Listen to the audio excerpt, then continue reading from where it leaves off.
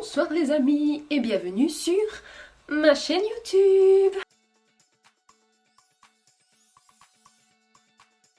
Comme vous l'aurez vu à ce titre, je vous fais une petite vidéo Back to School avec énormément de couleurs sur les yeux parce que même si il fait dégueulasse, qu'il fait moche, qu'il pleut, en septembre on est toujours un tout petit peu en été et donc il faut un tout petit peu mettre de la couleur et de la vie et de la paillette dans nos vies parce qu'on en a besoin.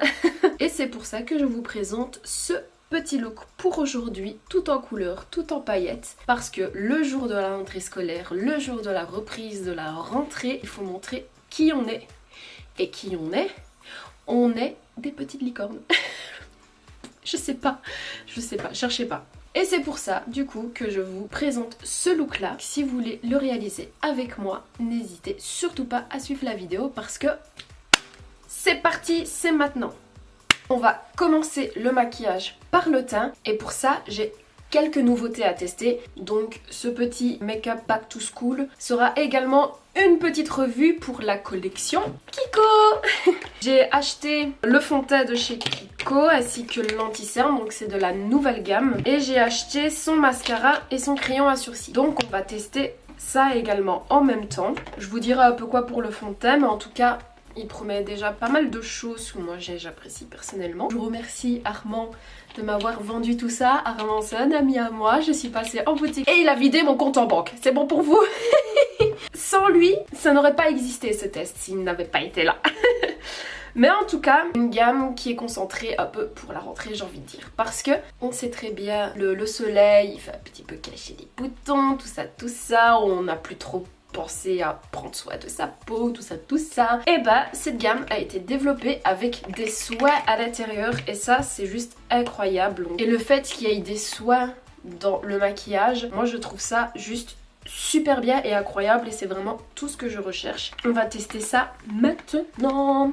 Alors pour commencer je vais d'abord mettre un primer, donc c'est le primer de chez Too Faced, c'est le Prime and Poreless.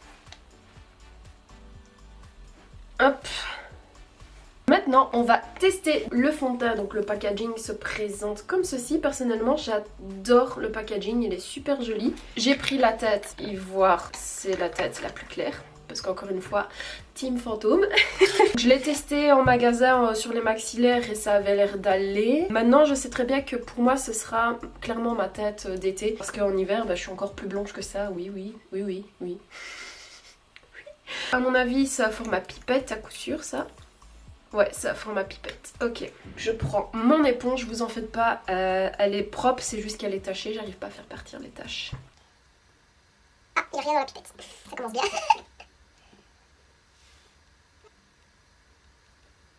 Mais il n'y arrive pas. Bon. J'arrive pas. J'arrive pas à prélever le fond de teint. C'est une des raisons pour lesquelles j'aime pas le fond de la pipette. C'est que je suis juste beaucoup trop con pour savoir l'utiliser. Bon, je pense que là, il y en a. On va y arriver un jour. Ah!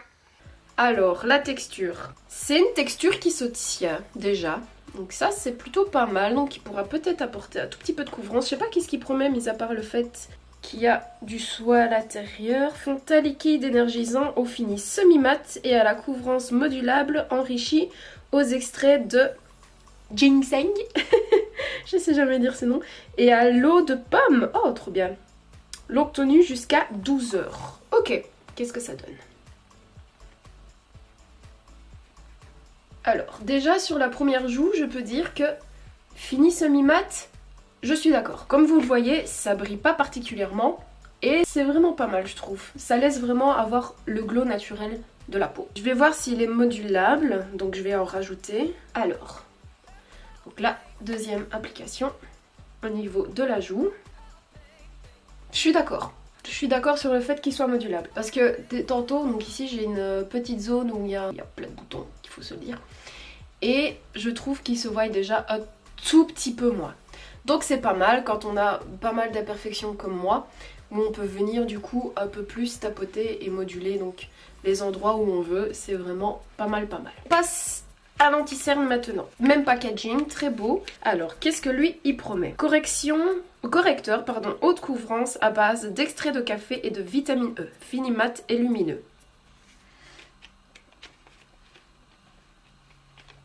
Ok, on va voir s'il est réellement haute couvrance. Alors, du coup, il se présente comme ceci, toujours un packaging en verre. L'embout, c'est un embout incurvé. Je sais pas si vous allez voir. Incurvé comme ceci, c'est pas mal. Et encore une fois, je l'ai pris dans la tête la plus claire.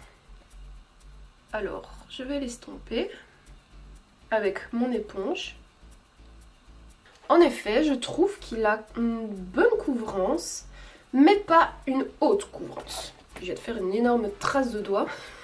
Je trouve du coup, oui, non, il a une bonne couvrance, mais pas une haute couvrance. Parce que je trouve qu'on voit encore le bleu de mes cernes. Mais sinon, moi, dans ce que je cherche, je sais très bien que c'est le genre de fini que je cherche. Je cherche pas particulièrement à camoufler mes cernes, mais à la puissance de l'éclair, absolument pas. Je vais vite estomper de l'autre côté au cas où il sèche. Fini mat, d'accord. Il est très lumineux. La lumière ressort quand même assez bien. Et je trouve le fait qu'il y ait de la vitamine E et de la caféine pour le contour des yeux, c'est parfait. Je trouve ça très très bien. J'adore le fini. Le fait qu'il soit mat directement, c'est très très bien. J'aime beaucoup. Franchement, on va peut-être partir sur un anti-cerne faf. Parce que autant là, mon anti-cerne préféré, c'est celui de chez NYX. Mais il n'est pas fini mat. Et là, le fait qu'il soit fini mat, je trouve ça vraiment bien parce qu'on peut s'en servir également comme fond de teint. Je mets bien entre gros guillemets parce que clairement on se sert pas d'un anti-cerne comme fond de teint, mais il peut se suffire juste à lui-même si on n'a pas envie de mettre du fond de teint, juste un tout petit peu d'anti-cerne là, la zone ici, pop sur les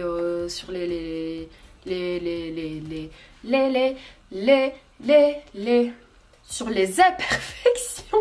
Je vais réussir à parler. Il peut clairement se suffire à lui-même, poudrer un tout petit peu, et c'est parti, on peut faire sa journée. À voir comment il va évoluer. Alors, je vais aller faire hors caméra mon contouring en crème. Comme ça, je laisse le temps au concealer un peu de vivre, voir si il va filer dans les plis ou pas. Contouring en crème est fait, et je peux déjà dire que oui, forcément, l'anti-cerne n'est pas poudré. Donc oui, il a légèrement filé dans les ridules, mais c'est vraiment ultra léger. On peut déjà dire que c'est un anti-cerne qui va probablement bien tenir. Peu importe ce que vous mettez comme crème, il faut que cette crème soit poudrée. Si vous mettez uniquement de l'anti-cerne pour votre teint, il faut le poudrer. En fonction de votre type de peau, il faut choisir forcément la poudre.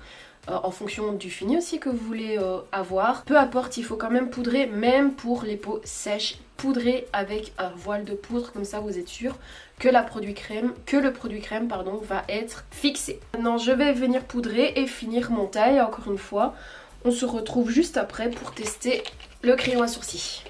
Alors, maintenant on va passer au crayon à sourcils.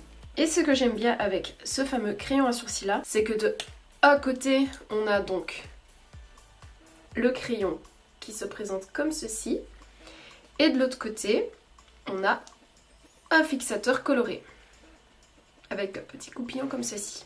Donc moi je l'ai pris dans la teinte encore une fois la plus claire, donc l'ail blonde, parce que de base je suis pas rousse, je suis blonde. Je pense que ça se voit aux racines, il faudrait que je refasse ma colo. Et je trouve ça vraiment pas mal, le fait vraiment d'avoir deux produits en un. Hop, du coup on va commencer par fixer ses sourcils avec le petit fixateur. J'aime déjà beaucoup la brosse. Et ça colorie super bien, sans faire cracra, je trouve. Je sais pas ce que vous en pensez. Et il se suffit clairement lui-même à lui. La couleur, j'aime bien. C'est un chouïa plus foncé que mes poils naturels, donc ça c'est parfait, c'est ce que j'aime. J'aime bien. Franchement, si ça tenait qu'à moi, je resterais comme ça. Clairement. Mais on va quand même tester l'autre côté. Ce qui me fait peur avec ce genre de truc là, ce genre d'embout là, donc vous voyez que c'est quand même une espèce de triangle, c'est que ça va vite s'arrondir et ça me fait un petit peu peur. Je vais quand même un peu le tester ici au niveau de la queue de mon sourcil. Moi ce que j'aime bien en règle générale c'est faire des petits poils. Là je pense pas que ce sera possible. Mais au moins pour combler les trous, c'est déjà pas mal. J'ai fait un caca. Ou c'est juste mon sourcil qui est mal relevé. Ah, c'était mon sourcil qui était mal relevé. Mais ça va, dit. Et... très contente de ce produit. Avant de passer à la couleur des yeux, on va venir mettre une petite base. Donc moi j'ai décidé de mettre la base de chez Beauty Bay en tête 02 il me semble. Hop, j'en mets partout sur toute la paupière. J'en mets également tout près des sourcils. Et avec un pinceau précis, après je vais venir quand même un petit peu préciser la ligne de mon sourcil. Donc c'est ça que là j'en mets la dose. Hop, du coup je prends un pinceau plat et je viens préciser la ligne de mon sourcil. Voilà, et je descends la base sur toute la paupière. J'aime trop mes sourcils là. Alors, pour le maquillage des yeux, on vient ressortir la palette Neon Nitro Speed de Martin Cosmetics parce qu'on veut de la couleur. Et oui. Alors, je vais commencer par les mats. Et puis après, on viendra rajouter les irisés. On va commencer par prendre un petit pinceau plat. Et je vais venir prendre la teinte Morimoto que je viens appliquer sur la paupière mobile. Ici au centre. Comme d'habitude, très pigmenté. Toujours avec le même pinceau, mais retourné, je viens prendre la teinte Slipjack. Et je vais venir l'appliquer toujours sur la paupière mobile, juste à côté de la tête Morimoto, ici dans le coin interne de l'œil. On pense bien à dégrader les deux couleurs, bien évidemment. Pour venir dégrader ces deux petites couleurs, je viens prendre la tête Tej Parker. C'est un rose pastel et je viens l'appliquer avec un pinceau fluffy juste à côté ici au niveau du coin externe de mon œil et je viens dégrader ce que je viens de faire. Donc je dégrade bien les bords.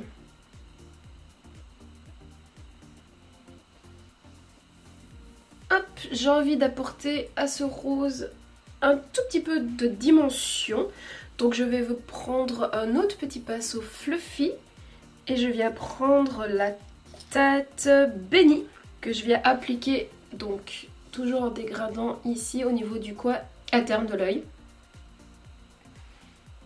Vous voyez, pour ajouter vraiment un tout petit peu de bleu. Et donc ici du coup ça va créer une jolie tête mauve et c'est... moi j'adore. Hop, toujours avec un autre petit pinceau fluffy, je viens prendre la tête Monarch et je viens l'appliquer ici au niveau du rose. En faisant attention là cette fois au niveau du dégradé parce que rose et vert c'est deux couleurs complémentaires donc ça se mélange pas particulièrement bien. Mais ça apporte quelque chose en plus, je sais pas si vous voyez, parce que c'est vraiment très subtil. Et si vous avez du mal à dégrader entre guillemets, parce qu'encore une fois, c'est pas très fort possible de dégrader deux couleurs complémentaires, bah il suffit de rajouter une petite touche de Julia, qui est un peu plus jaune. Hop, et ça va un petit peu plus passer. Si vous voyez, mais du coup en rajoutant la touche Julia, ça va forcément jaunir le vert, et donc du coup le dégradé ne sera plus brun moche mais sera légèrement orangé. Hop, je viens prendre la tête Tej Parker et je vais venir le descendre dans le coin externe de mon œil sur ma paupière inférieure. Et je viens prendre la tête Julia et je viens la m'appliquer toujours sur ma paupière inférieure dans le coin interne de l'œil.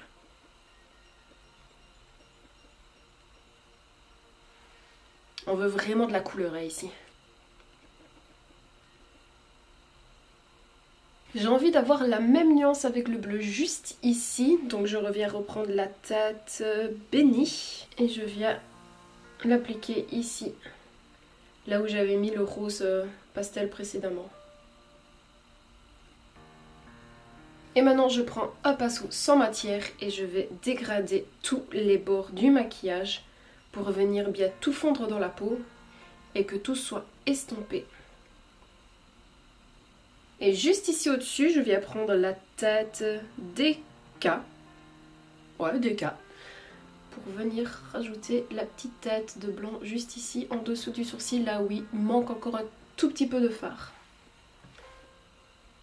Pareil ici au niveau, en dessous du sourcil vers le coin interne de l'œil. Voilà. On va venir commencer à appliquer les irisés. Du coup, on va se munir d'un autre petit pinceau plat. Et je vais venir prendre...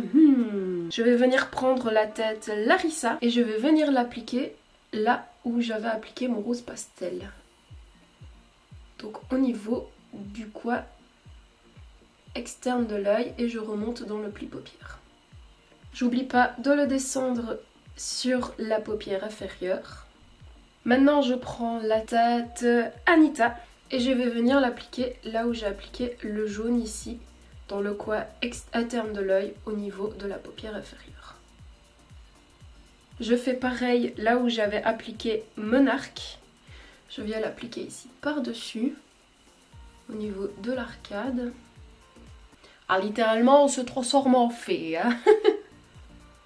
J'espère que vous voyez bien, parce que franchement, le fait de rajouter des irisés par-dessus, mais ça donne toute une autre dimension au maquillage.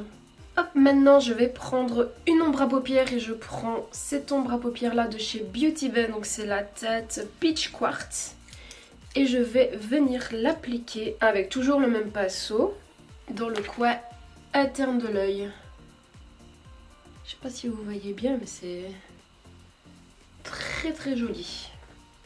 Ça vient rajouter en fait des micro paillettes qui sont très roses. Et c'est juste canon. Maintenant, toujours dans les fards à paupières liquides, je viens prendre la tête Rutile et tout petit pinceau parce qu'en fait je vais venir faire une petite forme ici dans mon coin interne en graphique. C'est un peu ma marque de fabrication, ce genre de petite forme dans le coin interne de mon œil.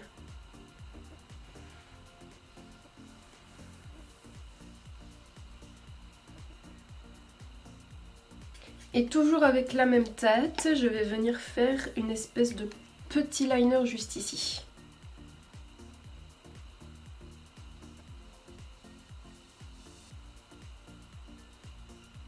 Voilà, et je vais venir rajouter de l'highlighter juste ici. Donc c'est toujours dans la collection Neon Nitro Speed et je viens prendre la tête Angelica ici en dessous et en même temps je vais venir appliquer du mascara. Donc c'est le mascara de chez Kiko, donc toujours de la collection. Donc qu'est-ce qui promet ce petit mascara? Alors, mascara longue tenue jusqu'à 12 heures, effet volume et longueur enrichie en huile d'argan. Ça, c'est très très bien. Et de Boji. Je sais pas ce que c'est, le Boji. Alors, la brosse, elle se présente comme ceci. Moi, c'est le genre de brosse que j'aime bien. C'est les brosses en petits poils. C'est pas du tout une brosse en microfibre. Je vais d'abord venir recourber mes sourcils. Mes sourcils, tout à fait. Je vais d'abord venir recourber mes cils avant d'appliquer le mascara.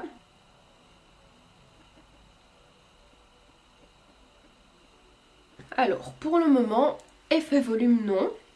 Effet longueur, un petit oui. Il fait quand même des cils très naturels. Maintenant, on va voir si après la deuxième couche, ce sera différent. Mais pour le moment, c'est petit.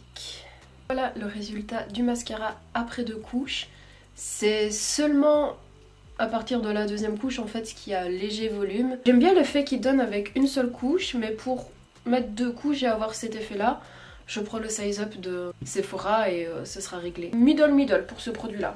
Alors on va mettre un crayon de la muqueuse et j'ai décidé de mettre le petit verre de la gamme Martin Cosmetics. Voilà, et on pourrait en rester là et passer aux lèvres et le look serait terminé. Mais moi j'ai envie de rajouter des petits faux cils. Donc ceux que j'ai décidé de rajouter, ce sont des petits demi-faux cils de chez Shiglam. C'est des faux cils qui sont quand même relativement naturels, qu'on se le dise. Et maintenant on passe aux lèvres. Je vais appliquer le lip soufflé aux crèmes lèvres mat de chez Rare Beauty. J'aime beaucoup trop ce rouge à lèvres. Je trouve que ça ira super bien parce que j'ai vraiment envie d'un petit nude. J'ai pas envie d'un truc ultra foncé, bien que un rouge à lèvres noir là-dessus, ce serait pépite. Mais c'est pas ce que je cherche. Du coup on va partir sur celui-ci, mais d'abord je vais faire un petit contour des lèvres avec mon petit crayon mat nude de chez NYX.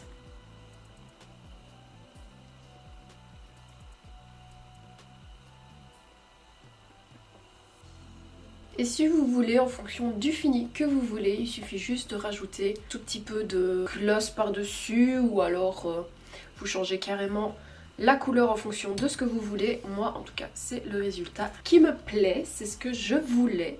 Du coup je reste comme ça. Et voici le look final.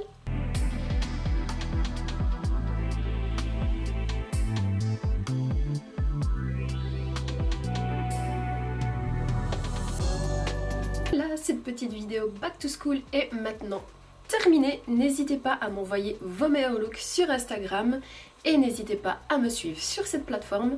N'hésitez surtout pas à mettre un petit like sur cette vidéo et à vous abonner à ma chaîne si ce n'est pas encore fait, parce que je suis nouvelle et j'ai besoin de soutien.